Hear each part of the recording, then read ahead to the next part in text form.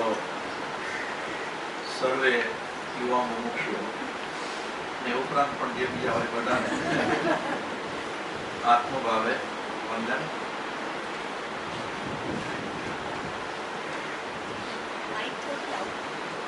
આપણો જે સ્વાધ્યાયનો સમય હતો એના કરતાં મારાથી થોડું મોડું થઈ ગયું, પણ મોડું થયું તો થયું, બીજો કોઈ ઈલાજ નથી, ના રહ્યો. અને પછી પદ પહેલાં સાંભળીને પછી સ્વાધ્યાય શરૂ કરવા એવી ભાવના હતી, પણ અત્યારના આપણી પાસે સમયનો અભાવ છે એટલે સીધો સ્વાધ્યાય શરૂ કરીએ અને પછી પહોંચી જશું.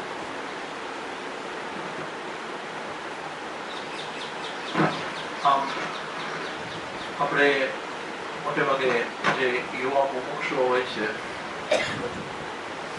એના માટેનો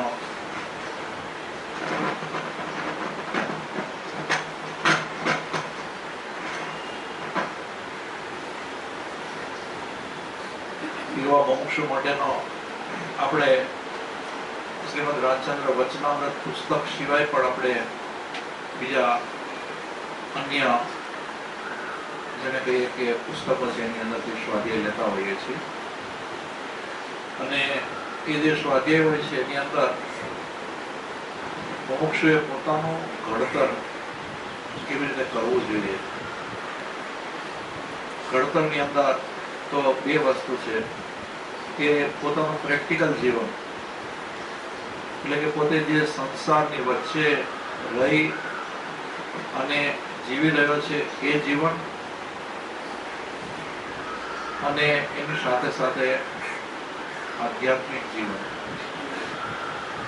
આ બે જીવન કેવી રીતે જીવવા એમાં એની કેવી સમજણ હોવી જોઈએ, કઈ ટાઈપનું લક્ષ્ય હોવો જોઈએ, અને એના અનુસંધાનની અંદર આપણે અલગ અલગ વિષયો લેતા હોઈએ છીએ. તો અહીંયા જે આપણે 70 કે વધુ કે ઓછા યુવાનો છે કે જેની અંદર કોઈ સ્ટુડન્ટ છે, કોઈએ ભણતર પૂરું કરી અને પોતાનું વ્યવસાયિક જીવન શરૂ કર્યું, એમાં કોઈ સર્વિસ કરતું હોય કે કોઈ બિઝનેસમાં હોય, એ ઉપરાંત ઘણા બધા મુમુક્ષુ કે જેને પોતાનું સાંસારિક જીવન પણ શરૂ કરેલું છે. અને આવા દરેકે દરેક મુમુક્ષુ, આપણે અત્યારના યુવા મુમુક્ષુ છે એટલે યુવા મુમુક્ષુનો વિચાર કરીએ કે એ દરેકે દરેક મુમુક્ષુ કે પોતે સવારથી ઉઠી અને રાત સુધી જેટલા કાર્યો કરે છે એ કાર્યો એને કેટલા ગમે છે, એમાં કેટલા રસ રુચિ છે, કેટલો અભાવ છે, એટલે કે કેટલા એને ગમતા કાર્યો છે, કેટલા અણગમતા કાર્યો છે. અને ગમતા કાર્યો છે એ કેવા ભાવથી કરે છે, અને જે કાર્યમાં એને રસ રુચિ નથી, એને ગમતા નથી, અને એ કાર્ય તો એને કરવાના હોય જ છે, તો એ કયા ભાવથી કરે છે. આ બાબતની અંદર આપણે વિચારણા કરવા માટે થઈને આજનો જે વિષય છે એ વિષય છે ભવ્ય ભાવના. તો હવે આ ભવ્ય તો લખ્યું, પણ આપણે એક એક કામ માટે આપણે વિચારવાનું છે કે આપણા માટે ભવ્ય છે કે બોજારૂપ છે, કે જે પરાણે કરવું પડે અને એ કરતા આંતરિક રીતે અંદરથી ખૂબ દુઃખ થતું હોય, કસાય ભાવો થતા હોય, કેવી રીતે પોતે પોતાનું કાર્ય કરી રહ્યો છે, કેવી ભાવનાથી કરી રહ્યો છે. અને જે જીવ છે એ સારી ભાવનાથી, ઉચ્ચ ભાવનાથી, રસ અને રુચિ કેળવીને પોતાના કાર્યો કરે છે એની ભાવના કેવી, અને દરેકે દરેક ભાવના કે જેમાં જેને કહીએ કે રસ રુચિ સાથેની ભાવના અને એ વગરની ભાવના, એ બંનેમાં આંતરિક રીતે આપણે જો વિચાર કરીએ તો આંતરિક રીતે કેટલી અશાંતિ અને કેટલી શાંતિ. આ રીતે આપણે આજે આપણો આ વિષય લેવાનો છે. તો આમ જેને કહીએ કે જે પદ્ધતિ છે એ મનોવૈજ્ઞાનિક પદ્ધતિ છે, અને આવી જે પદ્ધતિ છે કે જેની સાથે આધ્યાત્મનો ફૂટ લાગે, તો એ પદ્ધતિ છે એ આધ્યાત્મ માર્ગના પંથીઓને ખરેખર ખૂબ ખૂબ અભ્યાસ કરવા માટે તેને અનુકૂળ પડી જાય, અને એ પોતે પોતાનું સારી રીતે ઘડતર કરી શકે. એટલું જ નહીં, પણ આપણે આ માર્ગની અંદર જેને આગળ વધવું છે, ઝડપથી આગળ વધવું છે, એવા દરેકે દરેક મુમુક્ષુએ પોતાનો સ્વભાવ, પોતાની પ્રકૃતિ કેવા છે, એની અંદર કેટલા દોષો થાય છે, અને એ પ્રકૃતિથી એને ક્યાં ક્યાં શું કેવો ફાયદો થાય છે, આનો પૂરેપૂરો અભ્યાસ કરવો બહુ જરૂરી છે. અને પોતાનો સ્વભાવ અને પોતાની જ પ્રકૃતિ પોતાની શાંતિ માટે પોતાને વિઘ્નરૂપ થતી હોય તો એ અપનાવી સારી કહેવાય, અને છતાં આપણે અપનાવ્યા જ કરતા હોય તો એની પાછળ કારણ શું કે આપણે એમ કરીએ છીએ. આમ જેને કહીએ કે આ બધી બાબતો એવી છે કે જેનાથી આપણે સૂક્ષ્મપણે આપણી જાતનું અવલોકન કરી અને એનું એનાલિસિસ કરી શકીએ. તો કોઈક તો એવી સામાન્ય વાત હશે, પણ આપણે જોઈએ આમ ઘણા બધા પ્રસંગો છે કે સુંદર પ્રભાત આશ્રમના પટાંગણમાં ફૂલના રોપવાનું કામ ચાલતું હતું. ત્યાં એક અજાણ્યા ભાઈ આવ્યા, પરિચય થયો. મેં એમને કહ્યું કે તમને વાંધો ના હોય તો આ થોડા ફૂલ ઝાડ રોપી દઉં, એમ કહીને કે હું આટલું કામ પતાવીને પછી આપણે મળીએ. એટલે હવે અજાણ્યા ભાઈ શું કે છે, ચાલો હું પણ રોપાવું. એટલે આ ફૂલ ઝાડના રોપાવું. એ પણ કામે લાગ્યા. આમ હવે બંને જણા કામ કરતા હતા ત્યાં આ આશ્રમના જે ભાઈ હતા એના મિત્ર આવ્યા. મને કહે કે તમે તો ઠીક, પણ પેલા અજાણ્યા ભાઈને પણ કામે વળગાડી દીધા કે?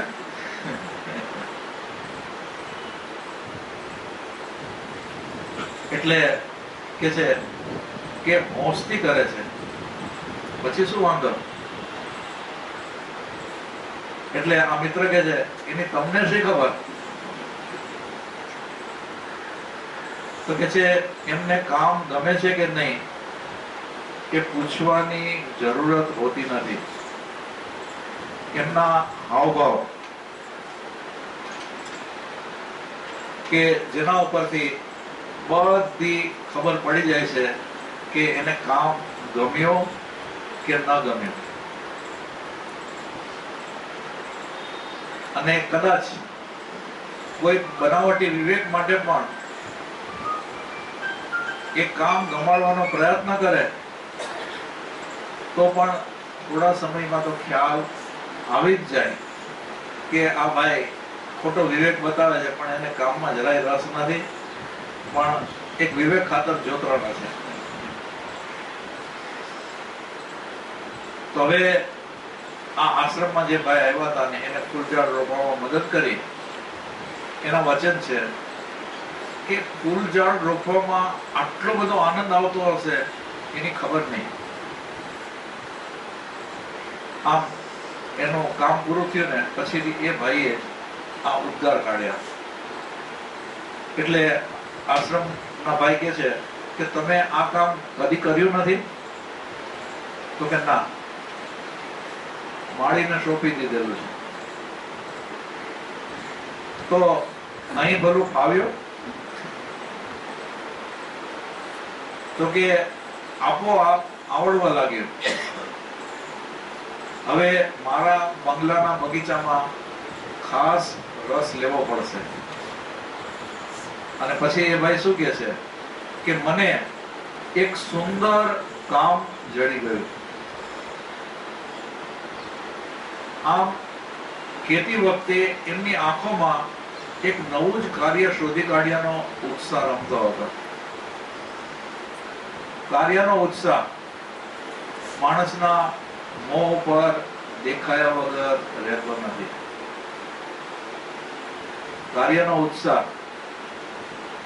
માણસના મોં પર દેખાયા વગર રહેતો નથી.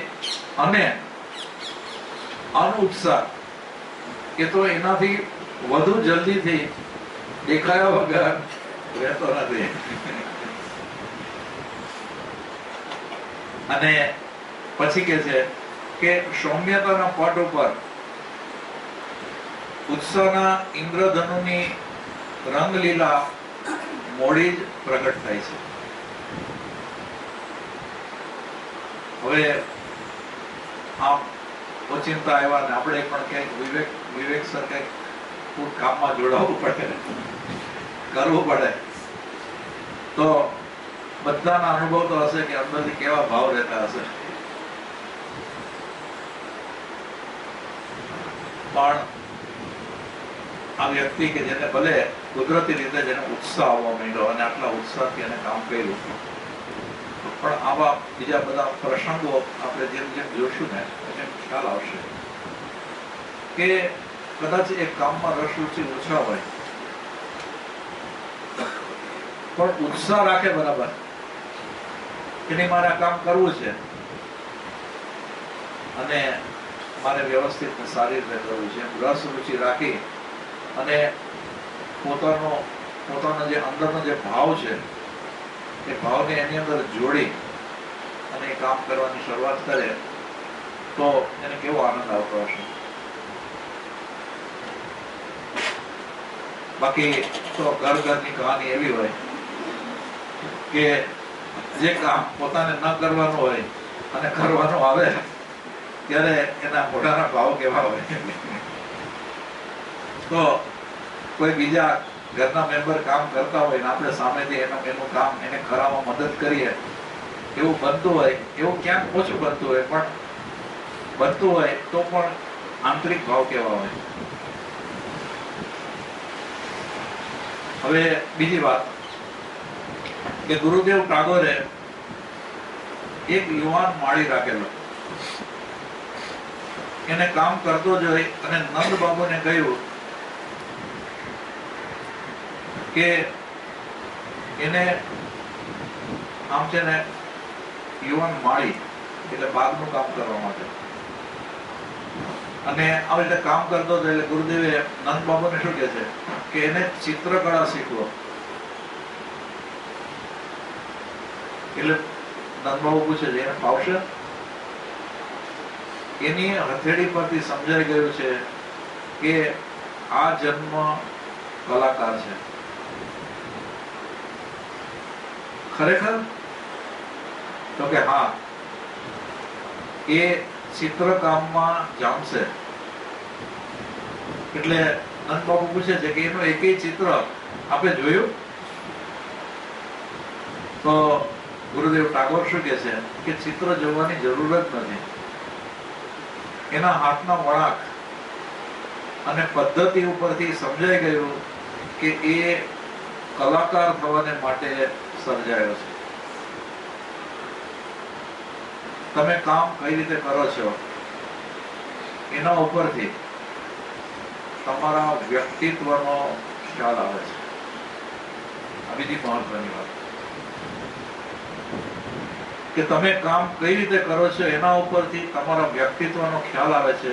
કલાકાર થવાને માટે તમારે કોઈ કલાની જ ઉપાસના કરવી પડે એવું નથી. તમે પ્રત્યેક કર્મને કળાનો રંગ આપી શકો. પ્રત્યેક કર્મ એટલે કે પ્રત્યેક કાર્યને કળાનો રંગ આપી શકો. હવે આ બીજી વાત કેવી કે આમ તો ગુરુદેવ ટાગોર એ ઓબ્ઝર્વેશન કર્યું અને જે રીતે કાર્ય કરતો તેના ઉપરથી એ કલાકાર છે એમ પારખી લીધું. પણ જો જીવ પોતે જે પણ કાર્ય કરે એને કલાનો રંગ આપે તો તમારા ઘરની અંદર ત્યાં બધું વ્યવસ્થિત રાખો છો, અપ ટુ ડેટ. આમ ઘરની અંદર દાખલ થાઓ કે બૂટ કાઢ્યા હોય તો બરાબર એના રેક ઉપર મૂકવાના કે એની જગ્યાએ મૂકવાના. પછી મોજા પગના આમ ગમે ત્યાં ફેંકી દેવાના કે એની જગ્યાએ રાખવાના. એમ એક એક કામ છાપું લીધું હોય તો છાપાના પાના આડાઅવડા કરીને અડધા અહીંયા અડધા અહીંયા એવી રીતે જો આપણે વિચારીએ તો આપણે કેટલા વ્યવસ્થિત છીએ એનો ખ્યાલ આવે. અને જે ઘરની વ્યવસ્થિત વ્યક્તિ હોય ને કે એને બધું વ્યવસ્થિત ગમે એને કેટલો ઉદ્વેગ થતો હશે.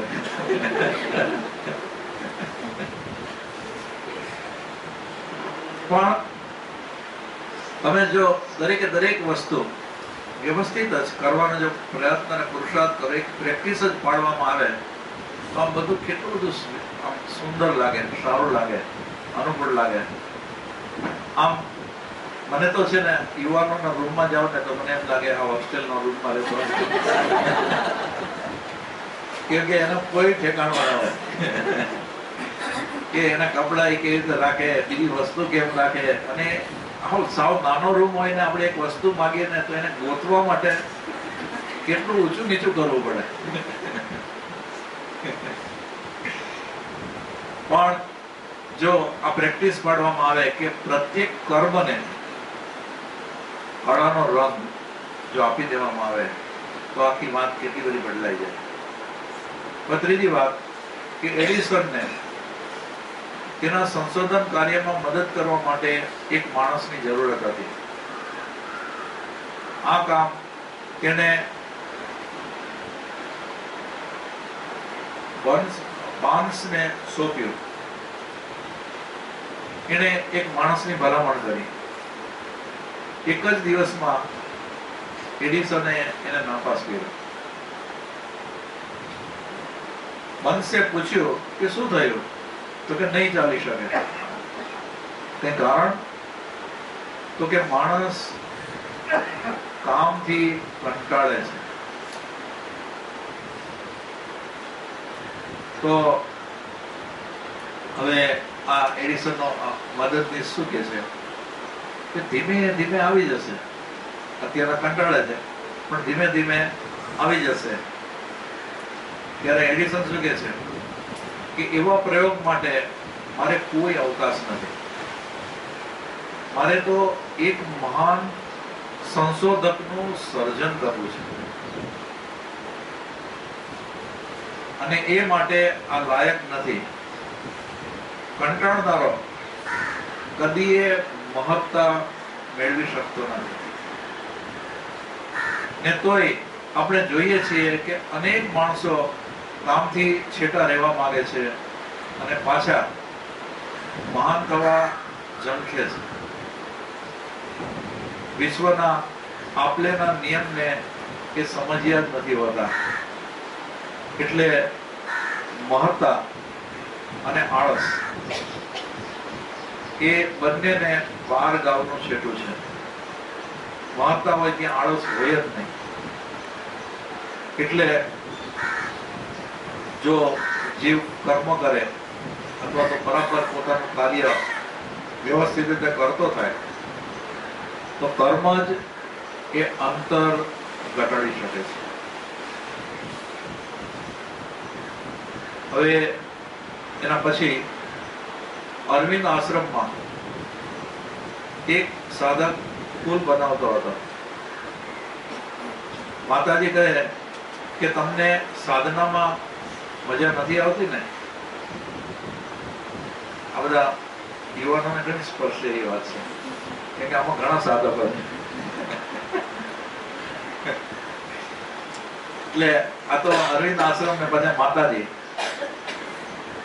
એટલે ઓલો પુલ બનાવતો હતો અને માતાજી એને એમ કહે છે કે તમને સાધનામાં મજા નથી આવતી ને? તો કે ના. પેલા એ આશ્ચર્ય સહિત કહ્યું,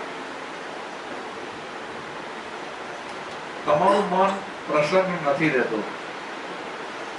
આ માતાજીએ પોતાનો ઓપિનિયન આપ્યો કે તમારું મન પ્રસન્ન નથી રહેતું. એટલે પેલો કે છે કે સાવ સાચી વાત છે. કાગળના પુલ બનાવવા જેવું સુંદર કામ કરતી વખતે પણ જે મન પ્રસન્નતા ન અનુભવે એને સાધનામાં સી પ્રસન્નતા આવે? કામથી પ્રસન્ન નહીં રહેનાર ઉપર કામ પ્રસન્ન થતું નથી. કોઈ પણ સાધનાની જેમ સમગ્ર જીવન સાધના પણ પ્રસન્નતા માગી લે છે અને કર્મને જે પ્રસન્નતા આપી શકે છે એ ધન્ય બની જાય છે. તો હવે આપણે જે પણ કામ કરતા હોઈએ પણ અંદરથી પ્રસન્નતા જ ન હોય તો કેવી પરિસ્થિતિ? અને માતાજી તો ખૂબ અનુભવી હતા અને જેને કહીએ ને કે લોકોના મનને પરખી શકે એવી એનામાં શક્તિ હતી. હવે એ શું કે છે કે પુલ બનાવવા જેવું સુંદર કામ કરતી વખતે પણ જો પ્રસન્નતા ન આવે તો સાધનામાં પ્રસન્નતા કઈ રીતે આવે? પણ વળી પાછી બીજો ઓપિનિયન કે કોઈ પણ કામ પણ એમાં જો આપણે પ્રસન્નતા ન રાખી શકીએ તો કામ પણ આપણાથી પ્રસન્ન થતું નથી. એટલે આપણે એ કામ છે ને વેઠું, જેમ વેઠ ઉતરતા હોય ને એવું જ એ કામ થાય. પરાણે કરવું પડે ને એવું જ એ કામ થાય. એટલે કોઈ પણ સાધનાની જેમ સમગ્ર જીવન સાધના પણ પ્રસન્નતા માગી લે છે અને કર્મને જે પ્રસન્નતા આપી શકે છે એ ધન્ય બની જાય છે. હવે તમે જે સંજોગોની વચ્ચે તમારું જીવન જીવો છો એની અંદર જેટલા કાર્યો કરવાના આવે છે એ બધા કાર્યો કે જે ખરેખર તમારા ઉપર આમ થોપી દેવામાં આવેલા હોય, તમારી ફરજ ન હોય અને છતાં પણ તમારે કરવા પડતા હોય, એમ જીવને અલગ અલગ રીતે કંઈક ને કંઈક પ્રકારની નેગેટિવ લાગણીઓ ચાલતી હોય પણ છતાં એને કામ તો કરવું જ પડતું હોય. તો એક પ્રિન્સિપલ બનાવી દેવામાં આવે કે ભલે મારે જે પણ કામ કરવું છે કે પછી મને ગમતું હોય કે ન ગમતું હોય, મને ગમતું હોય પણ છતાં પણ મારે કરવાનું ન હોય અને છતાં પણ મારે કરવું પડતું હોય, તો મારે કરવાનું છે તો મારે શા માટે રોતલમોએ અથવા તો અંદરથી ઉદ્વેગ ભરેલો હોય અને એવા ઉદ્વેગથી કરવું, મારે કરવાનું જ છે તો પછી પ્રસન્નતાપૂર્વક શા માટે ન કરવું? કેમ કે જે રોતલમોએ કરે છે, અંદરથી ખૂબ ઉચાટ અને ઉદ્વેગ અનુભવે છે, એના મોઢા ઉપરના ભાવ કેવા લાગે આપણને? અને એ ભાવ તો સવારથી કરીને રાત સુધી એવા જ લાગે. આમ જાણે એરંડિયું પીધું હોય અને આવા બધા કામ કરવા પડતા હોય, કરતા હોય, અને જરા પણ ક્યાંય આનંદ નહીં, ઉત્સાહ નહીં. પણ જો આપણે આપણી જાતને જ આપણે ગમગીન બનાવી દેતા હોઈએ તો શું આપણે ગમગીન અને અશાંત રહેવાને માટે સર્જાયેલા છીએ? શા માટે આપણે જે પણ કરવાનું છે એમાં આનંદથી ન કરીએ? તો બધા જ કામ જો આનંદથી કરવામાં આવે ને તો કમસે કમ આપણા અંતઃકરણની અંદર તો આનંદ રહેવાનો. આપણે પ્રસન્ન રહેવાના. એટલે એના જીવનમાં પછી પરમ પ્રસન્નતા લહેરાય જ.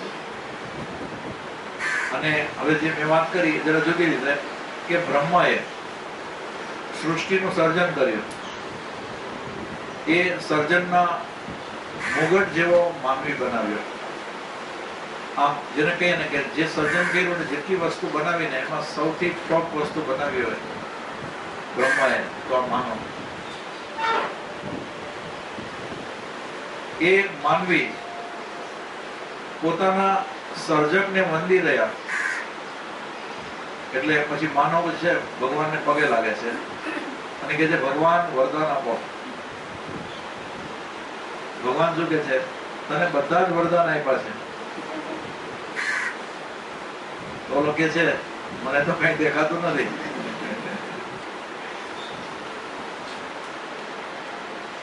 એટલે ભગવાન શું કે છે કે બધા વરદાનો બીજ રૂપે રહેલા છે. બીજ રૂપે ક્યાં છે? વળી પાછું વળી પૂછે છે ક્યાં છે? તો કે એ તારા મનમાં અને તારા હાથમાં મૂકવામાં આવ્યા છે બીજ રૂપે. મન દ્વારા તું સુંદર સંકલ્પો કરજે અને હાથથી એ સંકલ્પોને પાર પાડવાનો શ્રમ કરજે. એટલે આ જે કાર્ય અથવા તો કર્મ એ દૈવી વરદાન છે. છેક આદિકાળથી આ વરદાન ચાલ્યો આવે છે. આ જગતના એક માણસને દૈવી વારસો મળેલો છે. જે માણસ આંખ નીચે એ જ આનાથી વંચિત થાય, અન્યથા જે ઈચ્છે એ એનો ઉપયોગ કરી શકે. હવે આ દૈવી વરદાન ભગવાને બધાને આપેલું છે, એક માણસને. પણ છતાં એ વરદાન બીજ રૂપે પોતાની અંદર પડેલું છે કે જીવ મહેસૂસ નથી કરી શકતો. અને એ તો આંખ નીચીને જ પડેલો છે અને ભગવાન પાસે પાછો માંગે છે કે મને વરદાન આપો.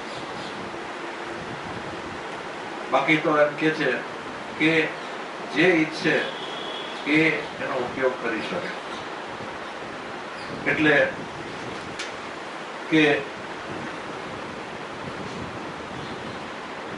કર્મને જે પ્રસન્નતા આપી શકે છે એ ધન્ય બની જાય છે. આ ભગવાને આપેલું દેવી વરદાન કે જો આવી રીતે ઉપયોગ કરવામાં આવે તો.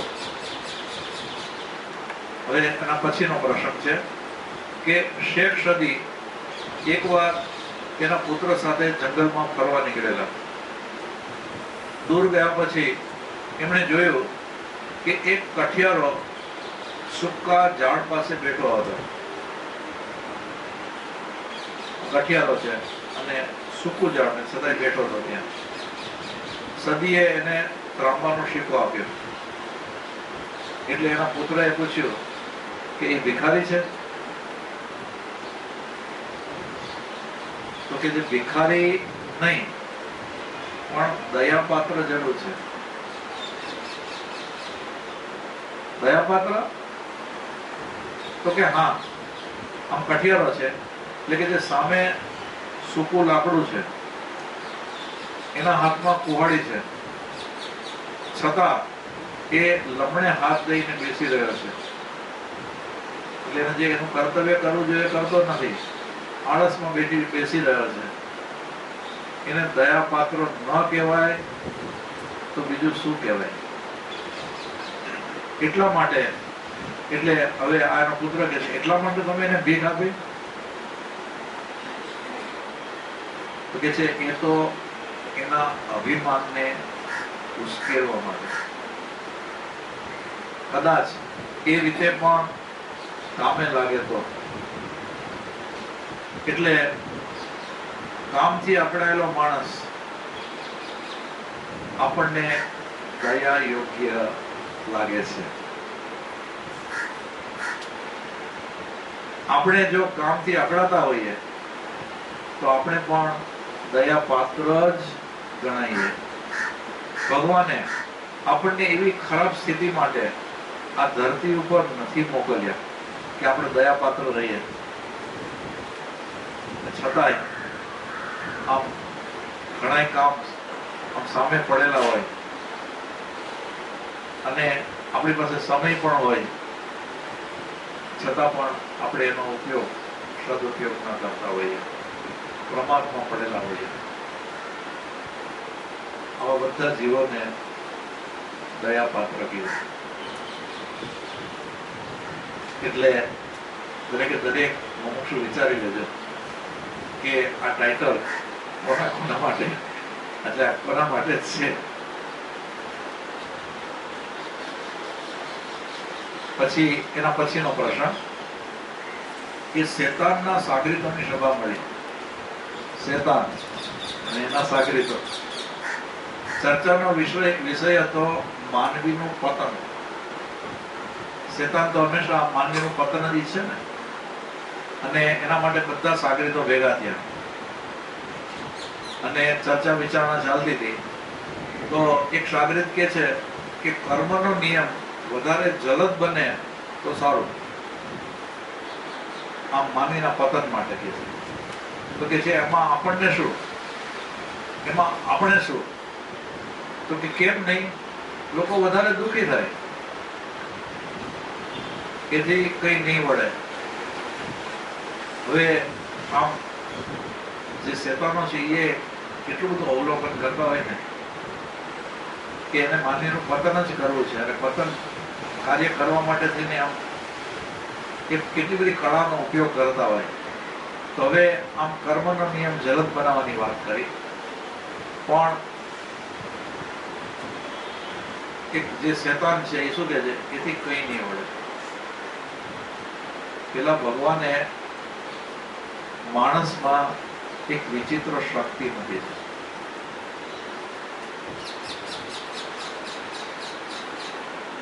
તો કે છે એ કઈ શક્તિ? હવે આ કેવી વાત છે? તો કે માણસ દુઃખને પણ અનુકૂળ થઈ જાય છે અને પછી મહેનત કરી અને પાછો બહાર આવી જાય છે. શેતાનને પોતાનું કામ કરવું છે તો માનવી ઉપર ગમે તેવું દુઃખ આવે પણ ભગવાનની પાછી એટલે સહન શક્તિ પણ આવી છે. અને આવી રીતે જે જીવ બરાબર સહન શક્તિને કેળવે, દુઃખને પણ અનુરૂપ બની જાય અને પછી પાછો મહેનત કરવા માંડે, તો એ જે દુઃખ છે ને એ બધા દુઃખમાંથી એ પોતાની જાતને બહાર કાઢી નાખે.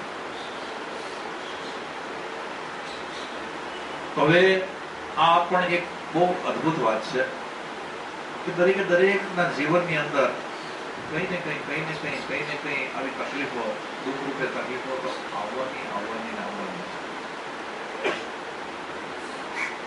પણ એ જીવ દુઃખ આવે અને આંતરિક રીતે ખરેખર ખૂબ ઉદ્વેગ, ઉચાળ અને અંદરથી ક્રોધ ભાવ થાય, કસાય ભાવ થાય, પોતાને અન્યાય થયો છે એવા ભાવ થાય, અથવા તો આવું દુઃખ મને કેમ, આવી ભાવના થાય, તો એમાંથી બહાર ન નીકળી શકે. પણ એ વિચારે કે આ દુઃખ મને આવ્યું છે, આટલા બધા લોકોની અંદર મને એકલાને કેમ આવ્યું?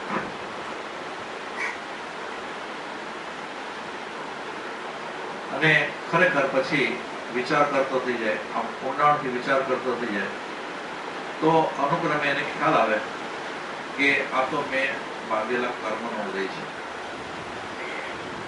અને એ ઉદય આવ્યો એટલે મને આ દુઃખ આવ્યું. એટલે કે દુઃખ સહન કરવાની ક્ષમતા કેળવે. અંદરથી બધા વિપરીત ભાવો છે એ બધા જ વિપરીત ભાવને દૂર કરી નાખે, કાઢી નાખે. અને જે પણ મુશ્કેલી આવી, જે પણ તકલીફ આવી, એમાંથી બહાર નીકળવાની મહેનત શરૂ કરી દે અને પાછો એમાંથી બહાર નીકળી જાય. તો આના માટે થઈને આપણો ઉદ્વેગ, ઉચાટ, અશાંતિ, કસાય ભાવ એમાંથી એ હોય તો બહાર નીકળી શકે. પણ જ્યારે ચિત્ત શાંત હોય, જે પણ પરિસ્થિતિ છે એનો સ્વીકાર હોય અને ખૂબ પેશન્ટથી પોતે એમાંથી બહાર નીકળવાનો રસ્તો કાઢે અને પછી એ પ્રમાણે કાર્ય કરવા માંડે, તો જેવું ચોક્કસપણે ગમે તેવી મુશ્કેલી હોય ને એમાંથી બહાર નીકળે જ છે, એનો રસ્તો ભરે જ છે. એટલે આપણી પ્રકૃતિ એકદમ અનુકૂલનશીલ બનાવવા માટે નિમાયેલી છે. કદાચ પ્રભુનો આ મોટામાં મોટો આશીર્વાદ છે કે આપણે ગમે તેવી પરિસ્થિતિ છે ને એને અનુકૂળ બની જવું. અને ભગવાનનો આ મોટામાં મોટો આશીર્વાદ છે. ગમે તે સ્થિતિમાં અનુકૂળ થઈ જાય અને ફરી પાછા મૂળ શિખર સ્થાન માટે પુરુષાર્થ આદરવો અને એની સાથે સાથે કામ કાચું ન રાખવું, એ જેવી તેવી વાત નથી. પાછું બધું બરાબર મજબૂતાઈથી કામ કરવું, એમાં ક્યાંય કાચું ન રહી જાય. એટલે જે આપણે આ વાંચ્યું કે માણસ દુઃખને પણ અનુકૂળ થઈ જાય પછી મહેનત કરી અને એ પાછો બહાર આવી જાય છે. હવે વિનોબાજીની વાત છે કે વિનોબાજી પોતાની પ્રાથમિક સાધના અવસ્થામાં ખાદી વેચવા જતા. 2-3 મણના ટાંકા ઉપાડી અને એ ફરે. આવું વિનોબાજી માટે થઈને કે કેવી વાત હશે કે માથા ઉપર એ એના પોટલા માથા ઉપર લીધા હોય અને ફરતા હોય. તો બાળકોએ એમને પૂછ્યું કે તમને થાક નથી લાગતો? વિનોબાજી કે છે થાક શા ન લાગે, અને કદાચ લાગ્યો હોય તોય એકવાર ખાદી વેચાતા તરત જ ઉતરી જાય ને. ખરો છે તમારો ઉત્સાહ. આ ઉત્સાહ અંતરના ઊંડાણમાંથી આવે છે, એટલે જ એ આટલો લાંબો ટકે છે. કર્મમાં ભાવના જોડાય ત્યારે એ દિવ્ય બની જાય છે. પોતાના કર્મોને આપણે આ ભાવથી જોવાના છે. જો આટલું આવડે તો કોઈની નાની પેન્સિલની અણી કાઢવામાં પણ આપણને દિવ્ય કર્મનો સાધના આનંદ મળી શકે.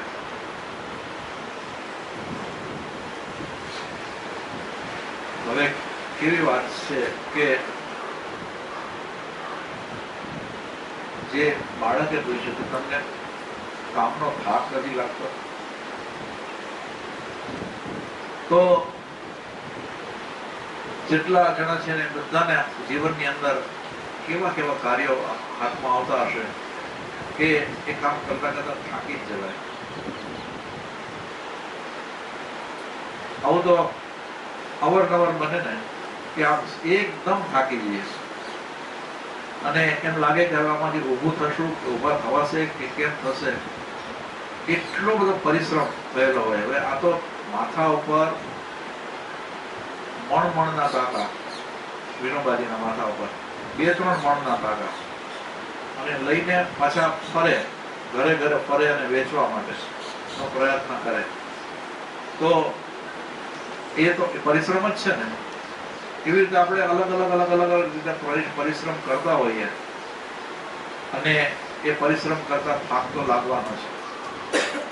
તો વિનોબાજી શું કે છે, થાક શાનો લાગે પેલા કહ્યું કે એ અંતરની ભાવનાને વ્યક્ત કરી, અને પછી કે જે કદાચ લાગે પણ એકવાર એને જે કામ શરૂ કર્યું એ કામ થાય, એટલે કે ખાદીના તાકા વેચાય તો અંદરથી આનંદ આવવા માંડે ને, ઉત્સાહ આવવા માંડે ને. બસ આ જે થાક છે ને એના માટે કે છે કે આ ઉત્સાહ અંતરના ઊંડાણમાંથી આવેલો છે. એટલે જ એ લાંબે સુધી ટકી શકે છે. એટલે હવે જે વાત છે ને કે કર્મમાં ભાવના જોડાય ત્યારે એ દિવ્ય બની જાય છે. આખું કાર્ય છે ને દિવ્ય બની જાય છે. હવે ખાદીના કાકા વેચવાનું કામ, ઘરે ઘરે ફરીને વેચવાનું કામ પણ વિનોબાજી એ પોતાના અંતરના ભાવ એની અંદર જોડી અને એવા કાર્યને પણ કેવું દિવ્ય બનાવી દીધું. તો આપણે પણ આપણા એક કાર્યની અંદર જો ભાવના જોડીશું તો ભલે આ પેન્સિલની અણીનો વાત કરીને કે ખાલી એવું સામાન્ય કામ પણ કે આપણને દિવ્ય કાર્યનો આનંદ આપી શકે. એટલે આમ જેને કહીએ ને કે ભલે સાવ નાની વાત, સામાન્ય વાત, પણ એ વાતને જો આપણે બરાબર સમજી અને આપણા જીવનમાં જો ઉતારીએ તો આપણને પણ આવો દિવ્ય આનંદ ચોક્કસ મળે.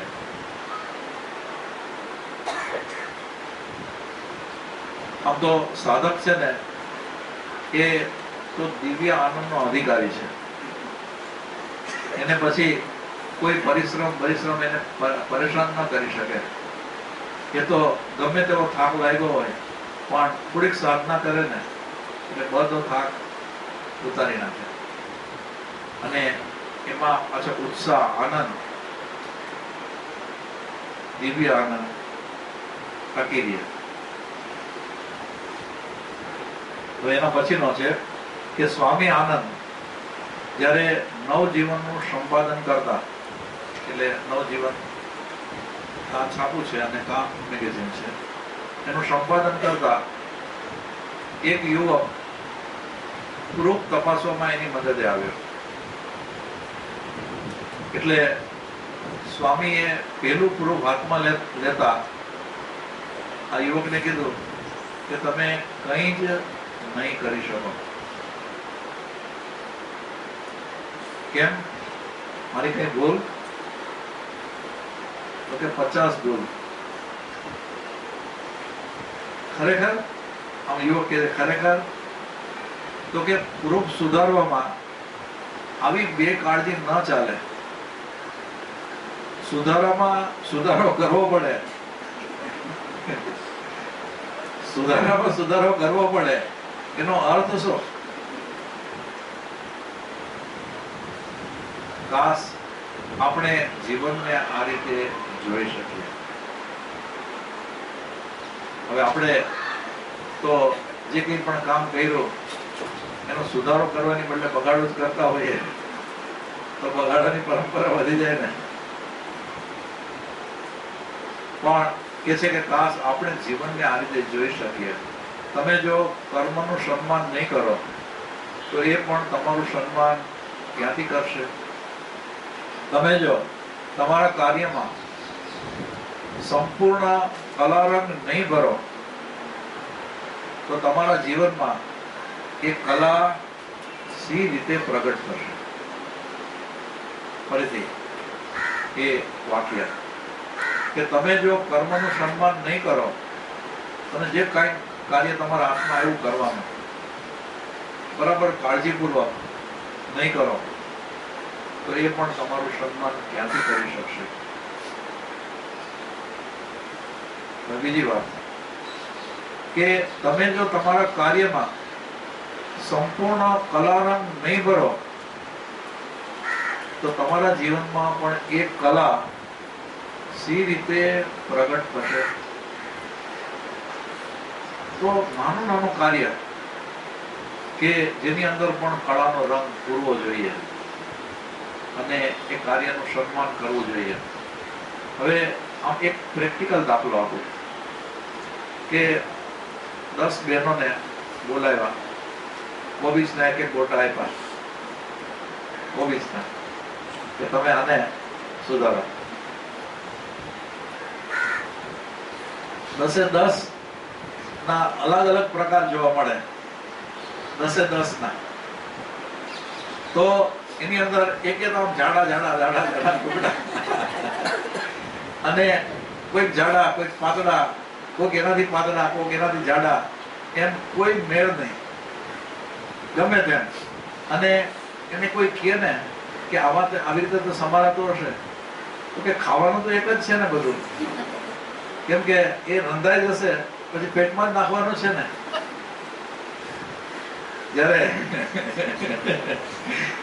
જ્યારે અમુક જેને કલાકાર કહીએ ને એવા બહેનો કે જેને આવું ગમે જ નહીં, આમ એટલું પરફેક્ટ બરાબર એક જ સાઈઝના બધા જ એના પેલા પીસીસ, આપણે પીસીસ કહીએ પણ એ કોબીજ સમારે.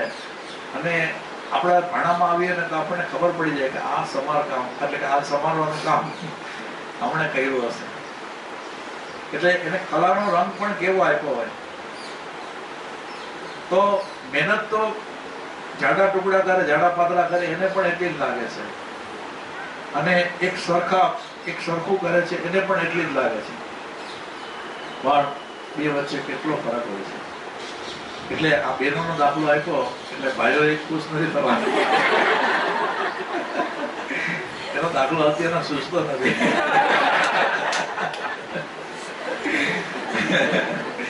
બાકી ઘરના મેમ્બરે કામ સોંપ્યું હોય કે તમે આ કામ કરી આવો, અને જો ન ગમતું હોય તો એ શું પરિસ્થિતિ થાય એનો આપણે ખાલી વિચાર કરવાનો. હવે આના પછી રાણી એલિઝાબેથે રાજકુમારી એનને તેમનું વંશ વૃક્ષ તૈયાર કરવાનું કહ્યું. એટલે આમ એને તરત જ કીધું એ મન નહીં ફાવે. એટલે રાણી પૂછે છે કેમ નહીં ફાવે? તો કે મારે નૃત્યમાં જવાનું છે. એટલે રાણી કહે છે તો આવતીકાલે કરજે.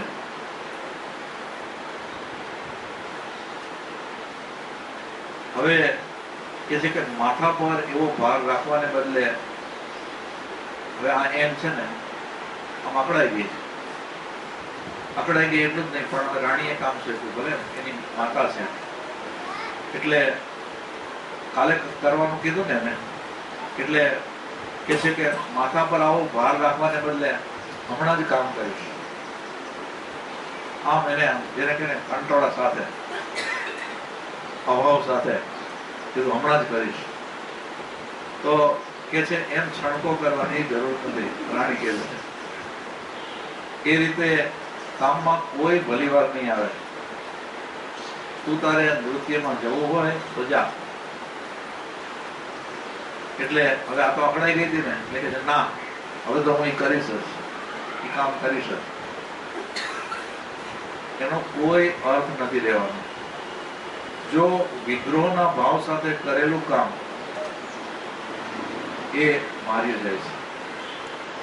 વિદ્રોહના ભાવ સાથે કરેલું કામ માર્યું જાય છે. એ કર્યા ના કર્યામાં કોઈ ફેરફાર નથી. આપણે કેટલાક કામ વિદ્રોહના ભાવથી થતા હોય છે. જાણે કે આપણે મજબૂર બનીએ છીએ અને બીજો કોઈ રસ્તો નથી એટલે કેટલાક કામ કરતા હોઈએ છીએ અને આની અસર જીવન ઉપર પડે છે. આ વિદ્રોહથી થતા કામો એની અસર જીવન ઉપર પડે છે. એટલે એક એવી વાત છે, કેમ કે આવો વિદ્રોહ તો આપણે પણ કરેલો, અનેક વાર કરેલો હશે અને આપણે જેની સાથે સંકળાયેલા જોડાયેલા છીએ એવા લોકોએ પણ ઘણી વાર કરેલો હશે. એટલે આમ તો મા દીકરીનો સંબંધ હોય, ભાઈ બહેનનો સંબંધ હોય એટલે એકબીજાને ચલાવી લઈએ, પણ આ ભાવનાની વાત છે. અને આવી જો અંદરથી આંતરિક રીતે ભાવના, વિદ્રોહની ભાવના હોય તો એ જીવન ઉપર અસર કરે. વિદ્યુતના ક્ષેત્રમાં આસમાની સુલતાની કરી નાખે એવી શોધ કરનારો સ્ટાઇનમેન્ટ્સ જગતના વૈજ્ઞાનિકોની પહેલી હરોળમાં ગણાય છે. એ 4 દિવસ સુધી ખાવાનું જ ભૂલી જતો. પોતાનું કામ કરતો હોય 4 દિવસ સુધી ચાલે, જમવાનું ભૂલી જાય. એટલે એના મિત્રની પત્ની કહે છે કે આમ તે કઈ ચાલે? તો આ શું કે છે કે મેં જો ખાવાનું ધ્યાન રાખ્યું હોત તો આ થઈ છે કે એના 100મા ભાગની શોધ પણ હું ના કરી શક્યો હોત.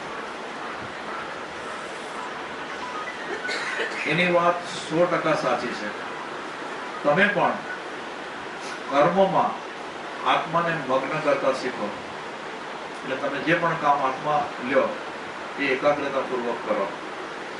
સફળતાનો આ પ્રથમ નિયમ છે. જો તમારે સફળ થવું હોય તો તમારે એકાગ્ર, મગ્ન, જે પણ કામ હાથમાં લ્યો એમાં થવું જ પડે. ભૂખ્યા રહેવાનું દુઃખ, સ્ટાઇનમેટ્ઝે આ દુઃખ સ્ટાઇનમેટ્ઝે કદીએ લગાડ્યું નથી.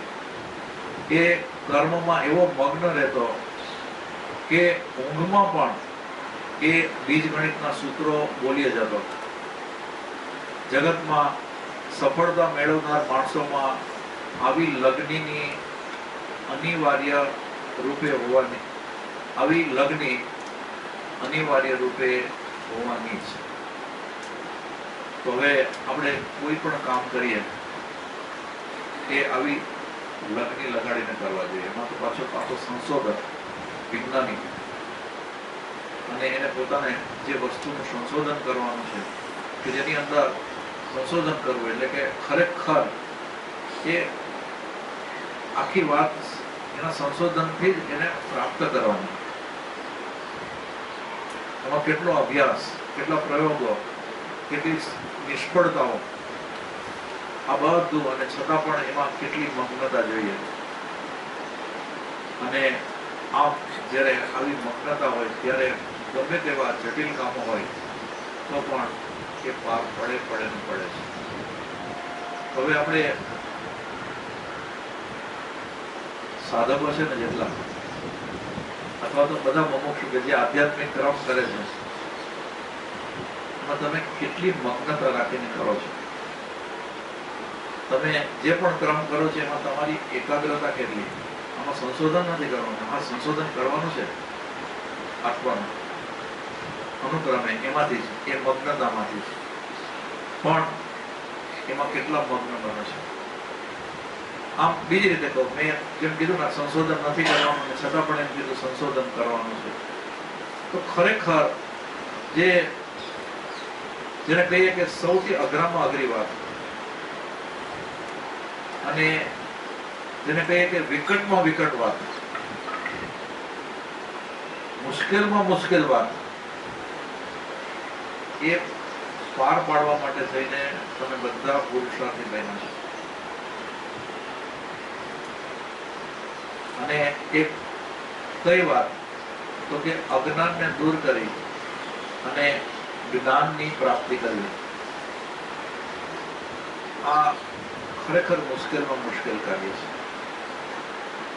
અને એ કાર્ય કરવા માટે તેને વ્યવસ્થિત આધ્યાત્મિક ઘડતર થવું અત્યંત જરૂરી છે કે જેની અંદર પ્રાથમિક ભૂમિકા હોય તો પ્રાથમિક ભૂમિકાને અનુરૂપ એવા એને આધ્યાત્મિક ક્રમો કરવાના હોય અને પછી જેમ જેમ એની ભૂમિકા વધતી જાય એમ એમ એને જે પણ ક્રમ કરવાનું કહેવામાં આવે એ પ્રમાણે એને ક્રમ કરવાના. જે પણ ક્રમ કરે એની અંદર જેટલો મગ્ન બની જાય, જેટલો એકાગ્ર બની જાય એ સાધક ખૂબ ઝડપથી પ્રગતિ કરી શકે છે, ખૂબ ઝડપથી. એટલે બધાની એકાગ્રતાના માપ અલગ અલગ છે અને ખરેખર જેની એકાગ્રતા બીજા કે ત્રીજા ગ્રેડની એટલે કે જરા સારી છે એ તો પ્રગતિકારક જ છે. અને જે ખરેખર ખાવા પીવાનું બધું ભૂલી અને પોતાના ક્રમની અંદર જ મગ્ન રહે છે ને એ તો આ માર્ગની અંદર ખૂબ ઝડપથી પ્રગતિ કરી શકે છે અને એનામાં એટલું બધું સામર્થ્ય ઉત્પન્ન થતું જાય કેમ કે જે આધ્યાત્મિક ક્રમ કરે છે એની અંદરથી એનું આંતરિક ઘડતર થાય છે કે જેમાં એના દોષો એ દૂર કરતો જાય છે, ગુણોનો વિકાસ કરતો જાય છે અને એટલું બધું સામર્થ્ય ઉત્પન્ન કરતો જાય છે કે જે પછી એક સ્ટેપ આગળ વધે, એનાથી પછી એક સ્ટેપ આગળ વધે અને આવો જીવ છે એ પછી અજ્ઞાનને દૂર કરવાને માટે તેને પણ પોતાની શક્તિને બરાબર લગાવી શકે છે અને આવા જીવ અજ્ઞાનને દૂર કરી શકે છે. માટે આવી એકાગ્રતા હોવી એ અત્યંત જરૂરી છે.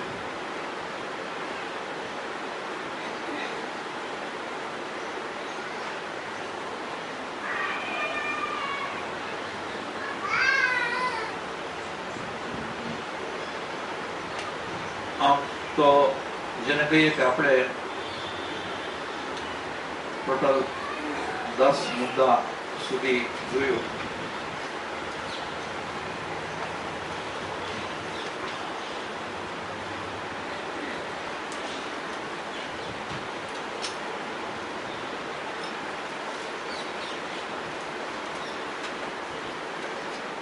મુદ્દા છે ટોટલ કુલ 21 મુદ્દા છે આપણી ભાવનાને ભવ્ય બનાવવા માટે. પણ એ એક મુદ્દા ઉપર આપણે વિચાર કરીએ અને આપણે જે અત્યારના જે જોયા 10 મુદ્દા એમાં એના ઉપર પણ જો બરાબર એને એટલાને પણ અપનાવવામાં આવે તો ઘણો જીવ કાર્ય કરી શકે.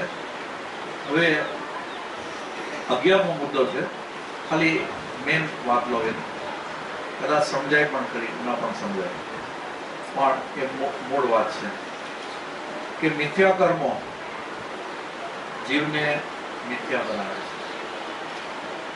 છે. ખરેખર આપણું કામ જ ખોટું છે, અવળું છે, તો એનું પરિણામ પણ અવળું જ થવાનું ને. પછી 12મો કર્મમાં આપણું ભાગ્ય છુપાયેલું છે. આ ભાગ્યને શોધવા, જગાડવાને ઉપયોગમાં લેવા માટે આપણે તત્પર થવું જોઈએ. આપણે જે કાર્ય કરીએ છીએ ને કે એના અનુરૂપ જ આપણને એનું પરિણામ મળે છે. એટલે આપણો જે પુરુષાર્થ છે ને એ જે પુરુષાર્થ છે એની અંદર જ આપણું પ્રારબ્ધ સમાયેલું છે, રહેલું છે.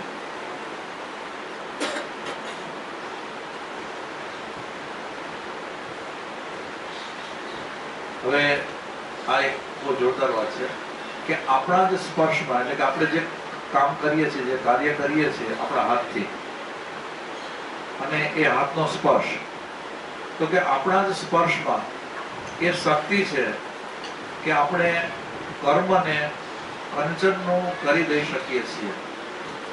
એટલે કે આપણે ખરેખર જેને કહીએ ને કે આપણું જે કર્મ છે ને એ સાધવમાંથી કંચન બની જાય. એટલે કે આપણે ખરેખર બહુ ઓછામાં ઓછું કાર્ય કરી શકીએ આપણા સ્પર્શથી, આપણા કાર્યથી. કર્મ તમને ભાગ્ય વિધાતાના સ્થાને બેસાડે છે. કર્મ તમને ભાગ્ય વિધાતાના સ્થાને બેસાડે છે. તમારા ભાગ્યના વિધાતા તમારું કર્મ જ બને, એટલે કે તમારું કાર્ય જ બને. તમે જો સારું કાર્ય કરશો તો તમારું ભાગ્ય સારું થશે, અને તમે ખરાબ કાર્ય કરશો, ખોટું કાર્ય કરશો તો તમારું ભાગ્ય ખરાબ થવાનું. પોતાના કર્મને ચાહનારની ઉન્નતિ જગતમાં કોઈ ન રોકી શકે.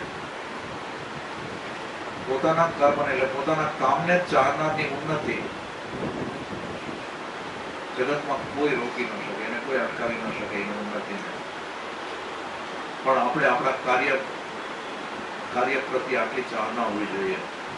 એટલે કર્મ નિષ્ઠા જ માણસને ઘડે છે અને આગળ લઈ જાય છે.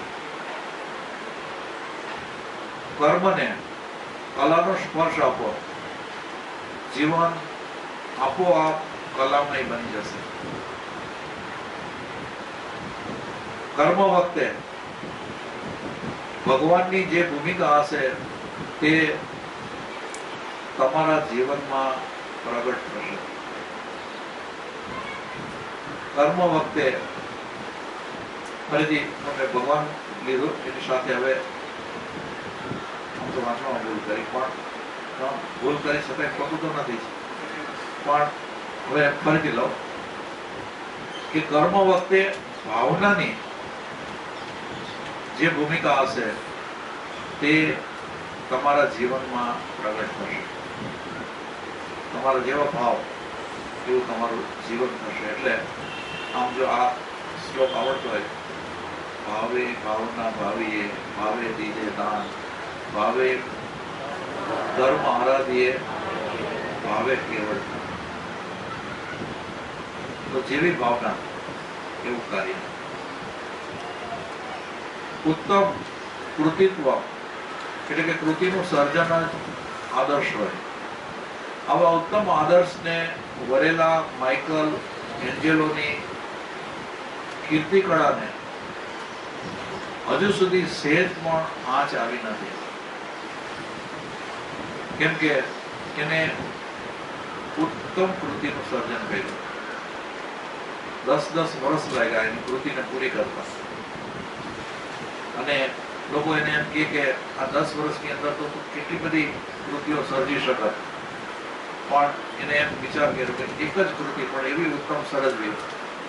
તો માઇકલ એન્જેલો તો અત્યારના છે નહીં, પણ છતાં એની કીર્તિ અત્યારના કેવી છે, એને આંચ જરા પણ આવી નથી.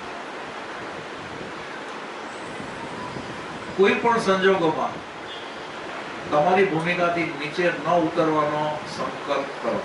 તમે જે ભૂમિકા છે એનાથી નીચે તો ન જ ઉતરવો, આવો સંકલ્પ કરો.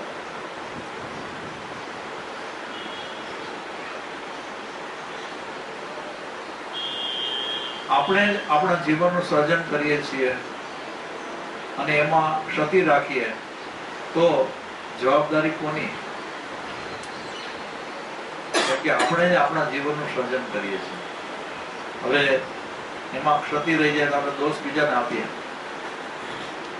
અનેક લોકોને, એમાં કાંઈ ભલીવાર થવાની નથી. એટલે ખરેખર જો ક્ષતિ રહી તો દોષ તો આપણો જ છે.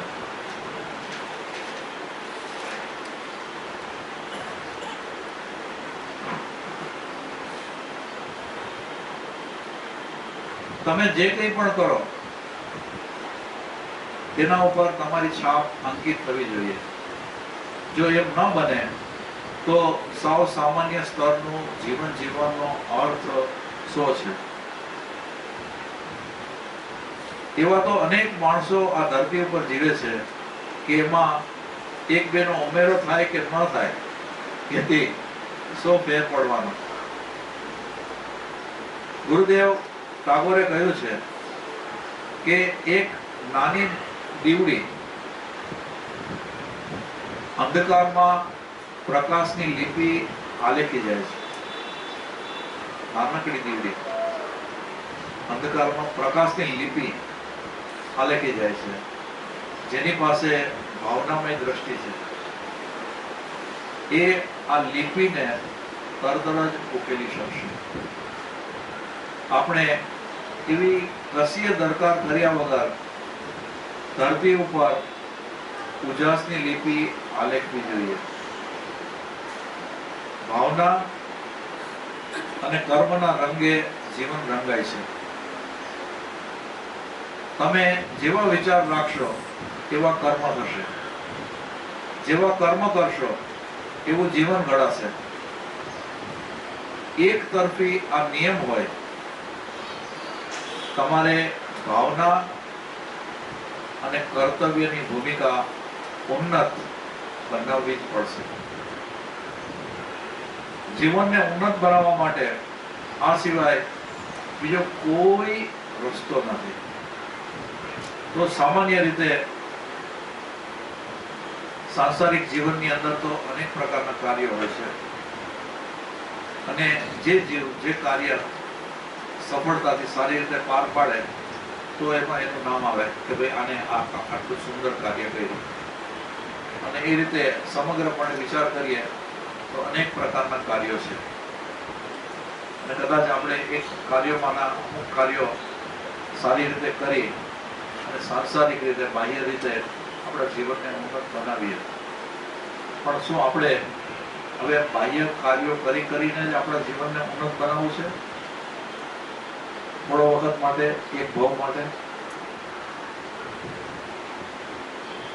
તો કે ના, એ તો હવે આ સંસારની અંદર રહેતા બધા જ અજ્ઞાની જીવો પોતાનું જીવન ઉન્નત બનાવવા માટે બાહ્ય રીતે કાર્યો ખૂબ ખૂબ કરે છે.